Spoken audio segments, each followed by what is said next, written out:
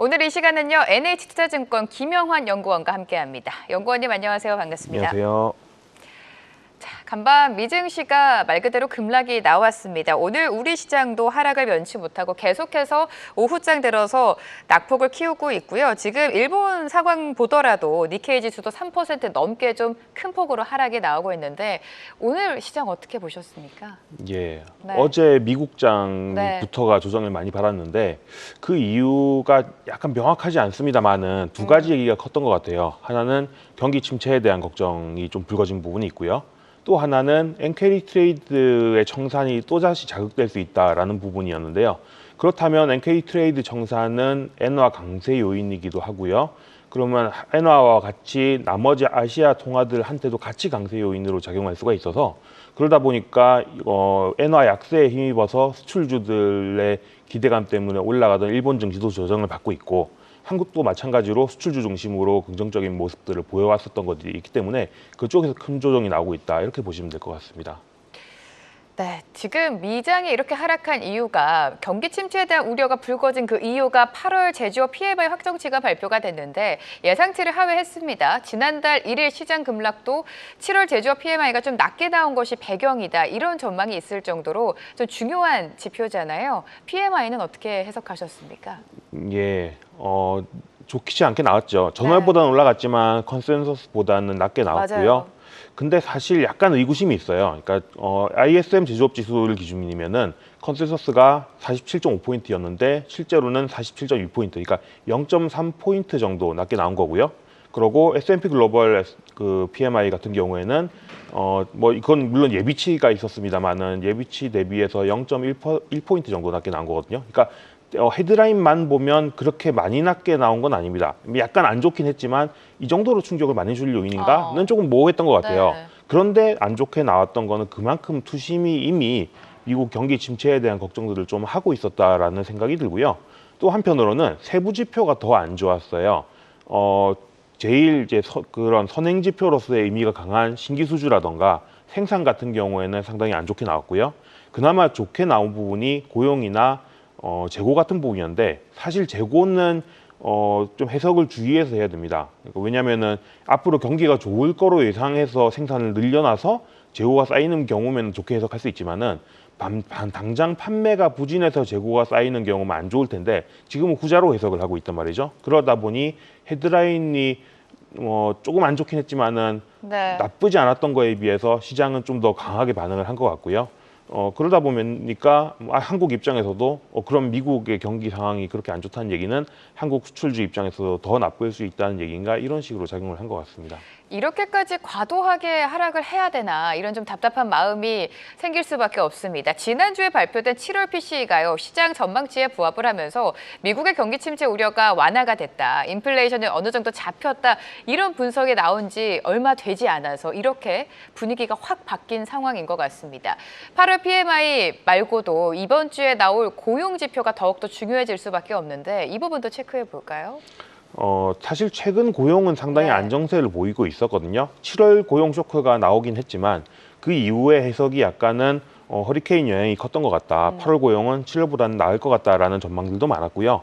그리고 그 이후에 매주 발표됐었던 신규 실업수당 청구 건수 같은 경우도 그 전에 44만 명 정도 올라왔다가 다시 한 43만 명 정도로 안정되고 있는 모습들을 보이고 있기 때문에 최근의 고용 동향은 그렇게 많이 쇼크가 날 것 같지는 않다는 생각들이 많아요. 그리고 한편으로 그 어제 나왔던 제조업 ISM 지수 제조업 지수에서도 고용 지표 부분은 여전히 높은 양상으로 나오고 있어서 그런 것들을 보면은 고용 자체가 큰 문제로 작용하지는 않을 것 같은데 문제는 고용이 그렇게까지 많이 붕괴되고 있는 건가 아닌데도 불구하고 미국의 경기 부분들이 흔들흔들 한다라는 거거든요. 그럼 그 미국의 흔들흔들하는 부분이 어디서 나오냐면 하나는 제조업이고요. 또 하나는 부동산입니다. 그러면 그 얘기는 뭐냐면은 부동산 시장이 가격만 놓고 거래가 안 되다 보니 미국 사람들이 그 상황에서 부동산에 대한 지출은 늘어나고 오히려 그거를 또 올라간 가격을 돈으로 환산해서 소비를 늘릴 수 있는 상황은 아니고 그러다 보니까 소비가 안 되니 기업들의 생산도 잘 안 되고 있는 상황이다. 이런 부분인 건데 이게 고용 시장의 붕괴로까지는 이어지지 않더라도 이미 경기 침체의 신호가 나오고 있다. 이런 부분인 거죠. 그렇게 생각해 보면은 고용 지표가 나쁘지 않음에도 불구하고 시장이 거기에 대해서 반응을 해가지고 네. 반등하기는 약간은 어려운 상황이지 않을까 싶습니다. 자, 연구원님께서 이번 주 코스피 지수 전망을 2,600선에서 2,720 정도로 예상을 해주셨는데 엔비디아 쇼크로 인해서 오늘 코스피 지수가 한 달 만에 2,600선을 다시 내줬습니다. 예. 이번 달 투자자들에게 어떤 포인트에 좀 집중을 해야 된다라고 조언해 줄 수 있겠습니까? 어제 갑자기 네. 새로운 악재가 나온 맞아요, 거였으니까요. 맞아요. 거기서 추측할 수 있는 거는 그러면은 이제 경기 판단할 수 있는 지표들 고용 중요할 거고요. 그 다음에는 그럼 인위적으로 경기를 부양해서 지금 나빠지는 경기를 차단해 줄 수 있는 효과가 뭐가 있을 거냐. 이 정책 이벤트들이 중요할 거고요. 네. 또 하나는 NK 트레이드 청산 우려가 자극됐었기 때문에 BOJ가 어떤 결정을 할 거냐. 이런 것들이 중요해 보입니다.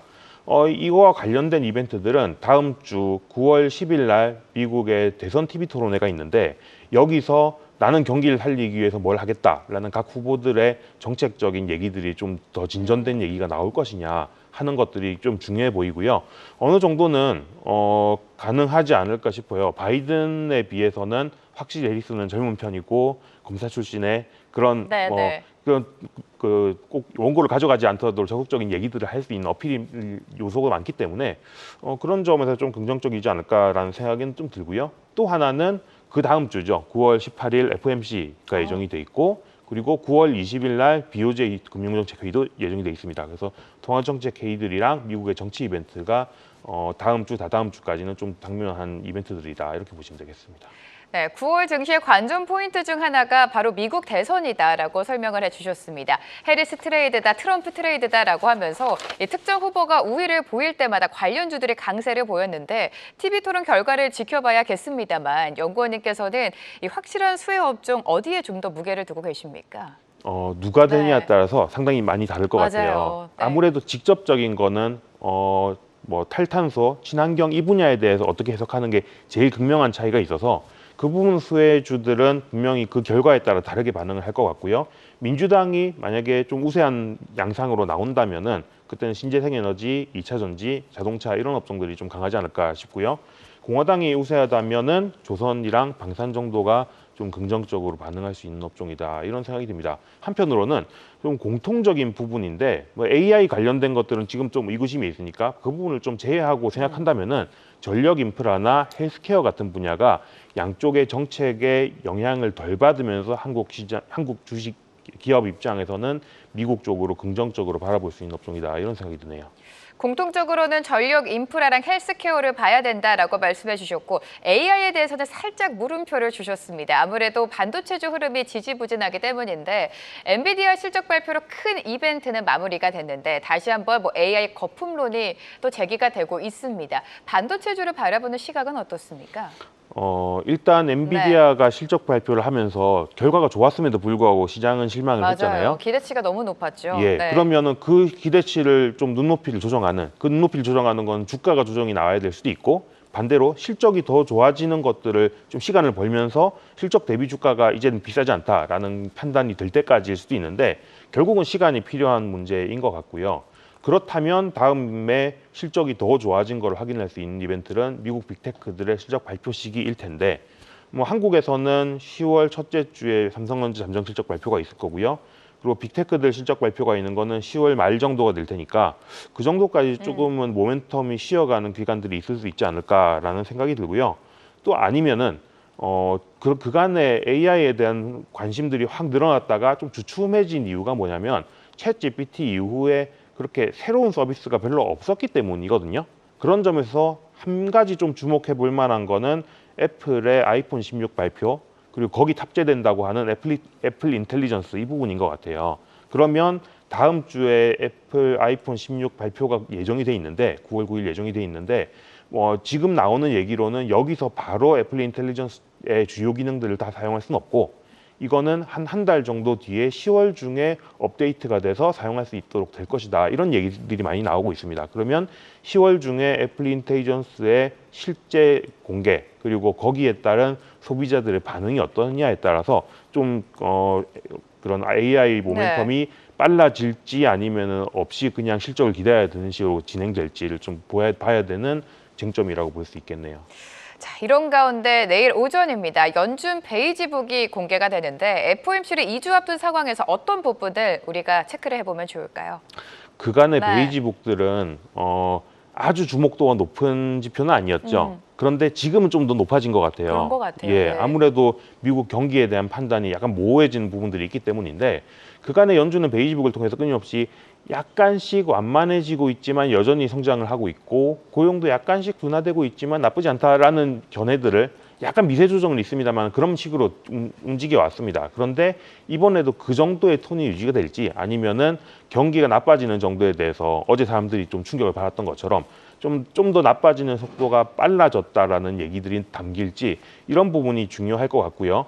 여기서 나빠지는 속도가 좀 빨라지고 있다라는 게 나오고 거기에 더해서 고용 지표가 저는 이제 나쁘지 않을 거라고 말씀을 드렸습니다만은 그 생각을 깨고 더 나쁘게 나오는 경우에 뭐 미국 비농업 고용을 기준으로 한다면은 한 10만 명 초반 이하 이 정도가 나온다면은 그때는 금리 인하 폭이 더 커지는 거 아니냐 이런 좀 뭐 기대 반 걱정 반 이런 것들이 나올 수 있을 것 같네요.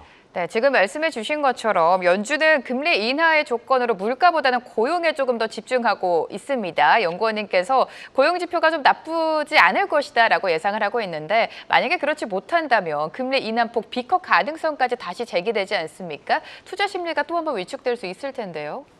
그렇죠. 그러니까 경기가 나쁠 네. 거라고 생각되는 상황에서 비컷을 해버리면 그러니까요. 오히려 경기 침체를 인정하는 식으로 진짜 가면서 경기 시장이 침체 아니야? 이런 시각이 네, 오실 더 수 있겠죠. 나쁘게 반응을 할 수 있죠.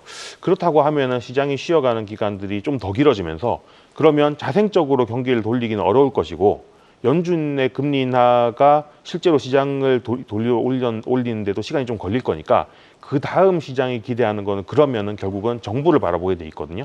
근데 지금은 선거를 앞두고 있는 상황이기 때문에 정부가 재정 정책을 빠르게 쓸 수는 없고 일단 11월 돼서 선거 결과가 나오고 내년 1월 취임을 하면은 그때 가서야 정부의 정상적인 기능들이 좀 빠르게 가동이 될 수 있을 거예요. 그렇게 보면은 비컷 우려가 커지고 경기 침체 우려가 실제로 커진다는 거는 꽤나 시장 조정 기간을 조금 더 길게 만드는 요인으로 작용할 것 같습니다. 네, 만약 연준이 비컷 50bp 인하를 단행을 한다면 지금 미국 경기 침체에 대한 우려가 커지고 있는 상황이기 때문에 오히려 좀 더 안 좋게 작용할 수 있다라고 언급을 해주신 것 같습니다. 외국인의 수급 동향도 살짝 살펴볼 텐데요. 기술주를 중심으로 계속해서 매도에 나서고 있고 오늘도 매도 규모를 확대시켜 나가고 있습니다. 수급 동향을 면밀하게 봐야 될 것 같아요.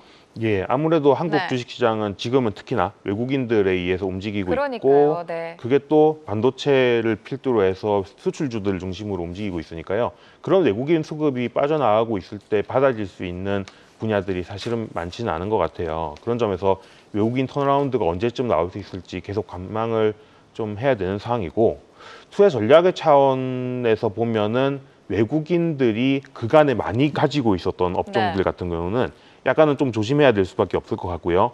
반대로 외국인 수급 자체가 좋지는 않더라도 외국인들이 워낙 국내 시장에서 많이 비워놨던 업종들이 상대적으로 좀 나을 수 있지 않을까라는 생각이 듭니다.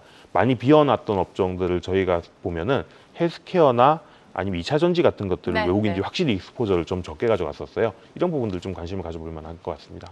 헬스케어랑 2차 전지 강조해 주셨습니다. 수요일 오후장 시장 전략에 대해서 김형환 연구원과 함께했습니다. 도움 말씀 감사합니다. 감사합니다. 계속해서 다양한 경제 이슈를 알고 싶다면 구독과 좋아요, 알림 설정 부탁드립니다. AI 캐스터 권미정이었습니다.